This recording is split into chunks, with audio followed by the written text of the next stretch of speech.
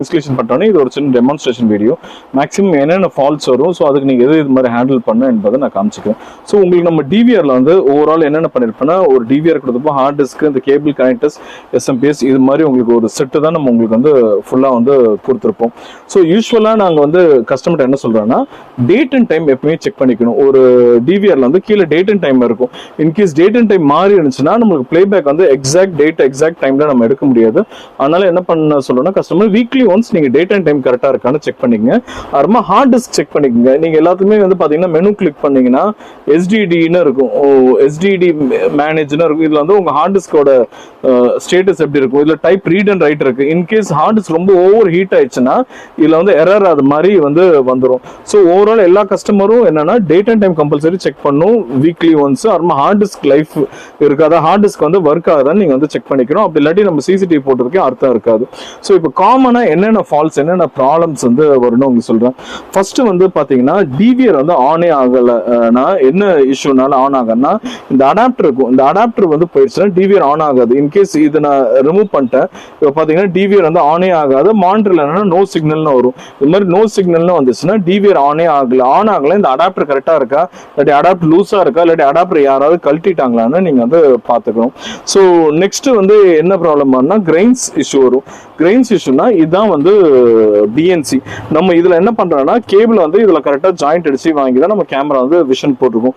இந்த எண்டு ஒரு சில பேர் வீட்டுல என்ன பண்ணாங்கன்னா, டஸ்ட் கிளீன் பண்றான்னு இதுக்கு மேலே டிவிஆர்ல நல்லா தொடச்சிங்கன்னா உங்களுக்கு அலைய கிரெயின்ஸா விழும். அதே மாதிரி கேமரா எண்ட்லயும் யாரும் டிஸ்டர்ப் பண்ணிட்டாங்கன்னா கிரெயின்ஸ் விழும். கிரெயின்ஸ் விழுதுன்னா வேற எதுவுமே ஃபால்ட் இல்லை. இந்த பிஎன்சி கனெக்டர் யாரும் டிஸ்டர்ப் பண்ணா மட்டும்தான் உங்களுக்கு வந்து கிரெயின்ஸ் விழும். மற்ற டைம் வந்து கிரெயின்ஸ் வந்து உள்ளாது. இப்போ நான் ஜஸ்ட் உங்களுக்கு இதுல லாகின் பண்ணி காமிக்கிறேன். இப்போ இந்த கேமரா காமிக்கிறேன். இந்த கேமரா வந்து 8th கேமரா. ஸோ இப்போ இந்த 8th கேமரால இங்க பாருங்க, உங்களுக்கு அலையே தெரியுதுல. இது ஏன் தெரியுதுன்னா, இந்த கேபிள் யாராவது டிஸ்டர்ப் பண்ணா மட்டும்தான் இந்த அலையா வரும். இல்லாட்டி நார்மலா இது மாதிரி அலையா வராது. அது மாதிரி அலையா இருந்தா இந்த பிஎன்சி கனெக்டர்ஸ் தான் நம்ம என்ன இருக்குன்னு நம்ம வந்து சேஞ்ச் அப் பண்ற மாதிரி வந்து இருக்கும். நெக்ஸ்ட் வந்து ஒரு கேமரா மட்டும் வியூ வரல. இப்போ நான் இதுல 8 கேமரா போட்டிருக்கேன், ஒரு கேமரா மட்டும் வியூ வரலன்னா எய்தர் அதுல வந்து இந்த பிஎன்சி ஏதாவது டிஸ்டர்ப் ஆயிருக்கும், இல்லாட்டி கட் ஆயிருக்கும். மேக்சிமம் கேமரா டிவிஆர் ஃபால்ட்டே வராது. உங்களுக்கு ஃபால்ட் ஆகக்கூடிய ஐட்டம் வந்து என்னென்ன ஃபால்ட் ஆகும்னா, அடாப்டர் ஃபால்ட் ஆகும். ஃபர்ஸ்ட் ஃபால்ட் வந்து அடாப்டர் ஃபால்ட் ஆகும், பவர் ஃபிளக்சுவேஷன் தான். ஆனால் அடுத்தது வந்து எஸ்எம்பிஎஸ் ஃபால்ட் ஆகும். இந்த ரெண்டு தான் ஜாஸ்தி வந்து உங்களுக்கு ஃபால்ட் கொடுக்கும். ஒரு கேமரா வரணும்னா இந்த பிஎன்சி கனெக்டர்ஸ் அது மாதிரி ஏதாவது ஒரு இஷ்யூ இருக்கும், இல்லாட்டி இங்கே யாராவது ஏதாவது டிஸ்டர்ப் பண்ணிருந்தா மட்டும் தான் உங்களுக்கு வந்து கேமரா வந்து வராது. ஸோ கேமரா வரல நீங்க பயப்பட தேவையில்லை, கேமரா ஃபால்ட் இருக்காது. அது டேட் அண்ட் டைம் வந்து சேஞ்ச் ஆகிட்டே இருக்கு. இங்க நம்ம டேட் அண்ட் டைம் இருக்குல்ல, இது சேஞ்ச் ஆகிட்டே இருக்குன்னா டிவிஆருக்குள்ள சிமோஸ் பேட்டரின்னு இருக்கும். நான் காமிக்கிற பாருங்க, இது டிவிஆர், இதுக்குள்ள இங்க பேட்டரி இருக்குல்ல. இந்த சிமோஸ் பேட்டரி வந்து போயிடுச்சுன்னா இது 6 months or 1 year வந்து சேஞ்ச் பண்ணணும்.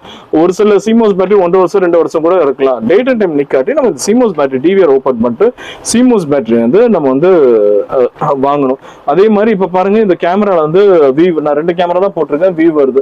நான் இப்ப எஸ்எம்பிஎஸ் வந்து ஆஃப் பண்ணிடுறேன். இப்ப நான் எஸ்எம்பிஎஸ் ரிமூவ் பண்ணிட்டேன்னா வியூ கட் ஆயிடும். கேமராக்கு வந்து டிவிஆர் மட்டும் ஆன் ஆகிறதா பத்தாது, எஸ்எம்பிஎஸ் பவர் சப்ளை இல்லாட்டி எல்லாமே இது மாதிரி வரும். ஸோ எஸ்எம்பிஎஸ் கொடுத்தாதான் அந்த கேமராக்கு பவர் போயிட்டு வியூ வரும். அப்படி இது மாதிரி எல்லாமே எம்டியா இருக்குன்னா எஸ்எம்பிஎஸ் கரெக்டா இருக்கான்னு நீங்க வந்து செக் பண்ணிக்கணும். அதுக்கப்புறமா ஆன்லைன் வரலன்னு கஸ்டமர் வந்து இருக்கும். ஆன்லைன் வரலன்னா இதுலயே வந்து உங்களுக்கு ஸ்டேட்டஸ் இருக்கும். இப்ப பாருங்க, நான் இதுல பச்சை கலர்ல தெரியுதுல, இது மாதிரி ஒரு டிவிஆருக்கு ஒரு ஆப்ஷன் இது மாதிரி ஆன்லைன் வருதா, ஆன்லைன்ல வந்து ஸ்டேட்டஸ் வந்து ஆன்லைன்ல இருக்கான்னு நம்ம பார்க்கணும். அப்படி இல்லாட்டி உங்களுக்கு ரவுட்டர் இருந்து நம்ம டிவிஆருக்கு இந்த லேண்ட் கேபிள் போட்டிருப்போம், இதெல்லாம் கரெக்டா போட்டிருக்கோமா, இங்க 2 லைட் பிளிங்க் ஆகுது பாருங்க. இந்த லேண்ட் கேபிள் கரெக்டா கொடுத்தாதான் இங்க வந்து லைட் பிளிங்க் ஆகும் உங்களுக்கு. ஸோ இது மாதிரி பிளிங்க் ஆகுதா, இந்த கேபிள் கனெக்ஷன்ஸ் கரெக்டா இருக்கான்னு நீங்க வந்து பார்க்கணும். ஆன்லைன் வரலன்னா வைஃபைல இருந்து ரவுட்டர்ல இருந்து அந்த கேபிள் டு இதுக்கு இன்டர்நெட் த்ரூ ஆட்டி மட்டும் தான் உங்க மொபைல் வியூ வராது, மற்றபடி எதுவுமே இஷ்யூ இருக்காது. அதுக்கப்புறமா இன்கேஸ் பிளேபேக்கே வரலன்னா உங்களுக்கு ஹார்ட் டிஸ்க் வந்து ஃபெயிலியர் இருக்கும். அடுத்தது ஹார்ட் டிஸ்க் 24 bars ஓடிட்டே இருக்கனால ஹார்ட் டிஸ்க் வந்து ஃபெயிலியர் ஆகிறதுக்கு நிறைய சான்ஸ் இருக்கு. ஹார்ட் டிஸ்க் வந்து ஒரு 2 years அது மாதிரி தான் ஸ்டேபிளா தாங்கும். அருமை ஹீட்னால வந்து தாங்காது. நாங்க அது கஸ்டமருக்கு என்ன சொல்றோம்னா, வாரத்துக்கு வீக்லி ஒரு 2 hours வந்து உங்க டிவிஆர் ஆஃப் பண்ணி வச்சிட்டீங்கன்னா இதுக்குள்ள சுத்திட்டே இருக்க ஹீட் அப்படியே இருக்கும். அந்த ஹீட் எல்லாமே வெளியே போயிட்டு கொஞ்சம் ரெடியூஸ் ஆகும். உங்களுக்கு வந்து லைஃப் கொஞ்சம் ஜாஸ்தி வந்து கொடுக்கும். அதுக்காக நாங்க கஸ்டமர்ட்ட வந்து வீக்லி 2 hours நீங்க இருக்கிற டைம் நீங்க டிவிஆர் வந்து அது மாதிரி நீங்க ஆஃப் பண்ணி நீங்க அதை வைக்கலாம்.